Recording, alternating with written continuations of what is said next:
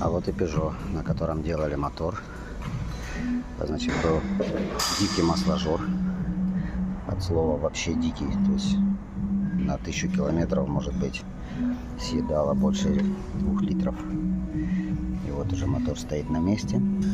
Все уже подключается. И скоро машинка будет выезжать. Так что Peugeot в процессе. Так что, владельцы, не переживайте. Все будет работать, все будет хорошо. Все будет просто замечательно.